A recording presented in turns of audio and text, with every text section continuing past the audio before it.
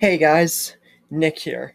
Welcome to the Omniverse of Nick and the next part to next Walking Dead story. What if the Walking Dead was a dream?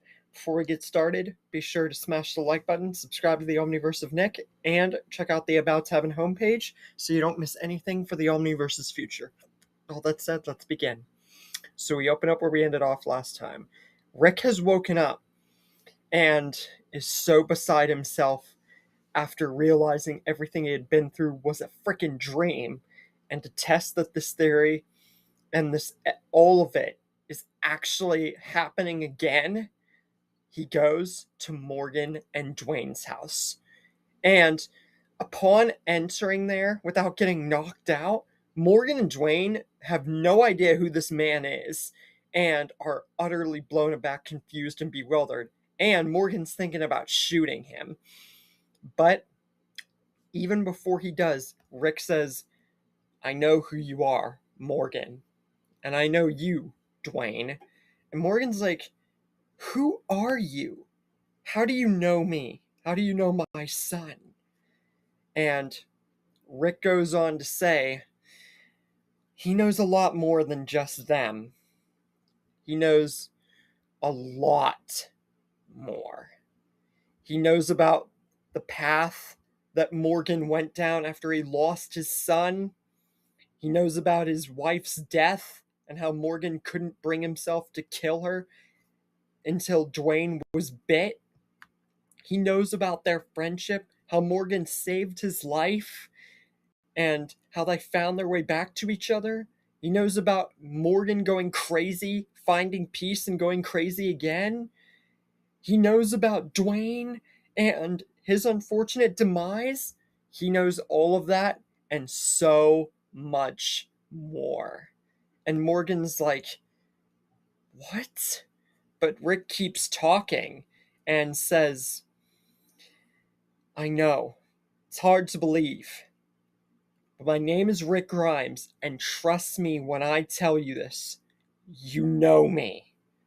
You might not know, but you do know me, Morgan. Morgan's like, what? No, I don't know you. My son, how do you know all this? And Morgan's thinking he's some like high man or like he's spinning some crazy tale, but Rick even explains Morgan is the one who told him about the apocalypse, about everybody, and that whenever they die, they turn into another one of the creatures. They have to be shot in the head, that they're all infected. And he even tells him about that too. And so much more. And Morgan's like, how am I supposed to believe you on any of this? How do I know you're not just some high man just parading here hoping to get a reaction? And he gets a weapon out ready. And it's like, you better start making sense and talking like me man to man and fast. Because if you don't start explaining more, I will put you down personally. And this will have just been a bad fever dream. But Rick says, I have absolutely no reason to lie to you, Morgan. And he looks down and says, not even I believe it. Okay? All I know is that I woke up from the Atlanta hospital. And everything that had happened then, I'm literally having to relive. That's why you're here now. That's why I'm here now. But I could see this as a way to correct your son dying, you going crazy, so much more. I'm asking you to trust me.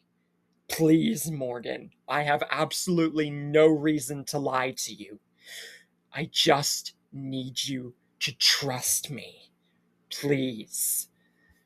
Morgan and Duane stare at Rick for a long, long time, studying him, seeing any kind of, if he's drunk, lying, going to attack them, some kind of ruse or fever dream, but they stare directly into Rick Grimes's eyes. And even after Morgan pulls on a weapon and everything, it's like he cannot see an inch of doubt, fear, questionable action, or any kind of, you know, anything. And he doesn't even care if there's a wound on him because Rick knows he was shot and he knows all about it. So that is not the issue. The issue is trying to decipher whether anything Rick is saying right now is plausible. But Morgan agrees on the fact that there's no reason that this random guy who he has never met before would have a reason to lie to him after knowing him and his son and knowing all of this information. Why would he have a reason to hide this or lie about it or make it up? Unless he was some kind of fabled storyteller. But there's absolutely no reason that that could be a plausible excuse. So Morgan looks at him and finally speaks up and says, I know it's a long shot, but I believe you. The only reason I do believe you is that before this happened, I didn't believe that the dead could come back to life. But now I'm forced to believe it because of my wife and the danger it presents to myself and my son. But do not think that I'm buying into this full yet, because you still have a lot of explaining to do. And I still don't know if I could trust you. But I'll believe you for now. But you're going to have to prove this to me further by showing me exactly what you saw happen in that dream of yours. And if it seems to prove to be the truth, I will help you. And Rick and Morgan both agree that Rick has got to show that everything he just told Morgan and that everything he knows from his dream is absolutely the truth. And if everything is in line with that, Morgan will help him to change what happens in that dream so that himself, his son, everyone can live. And they all choose to set off for the city. But first, Rick helps Morgan kill Jenny because Rick says that if they don't, his son will die and Morgan will go crazy. So, Morgan, with all of his strength, pulls through and pulls the trigger.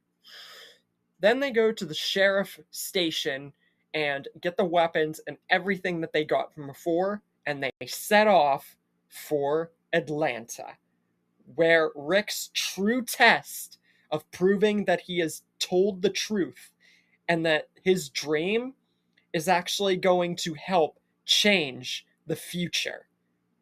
But is it a good idea? Or should Rick have stayed in that coma? Find out in the next episode as we continue possibly the wildest story that The Walking Dead for this channel has conjured up.